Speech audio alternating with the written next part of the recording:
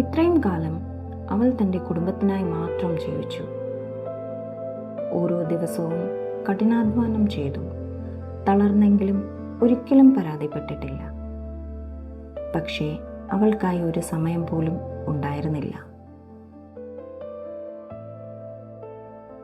കുടുംബത്തിനായി എല്ലാം നൽകിയ അവൾ സ്വന്തം സ്വപ്നങ്ങൾ മാറ്റിവെച്ചു. ഇനി അവളുടെ ഊഴമാണ്. സ്വന്തം കരിയർ നിർമ്മിക്കാൻ,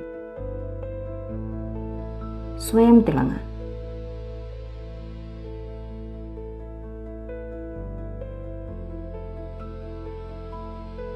ലാക്മി അക്കാഡമി കൊച്ചി, നിങ്ങളുടെ പുതിയ തുടക്കം.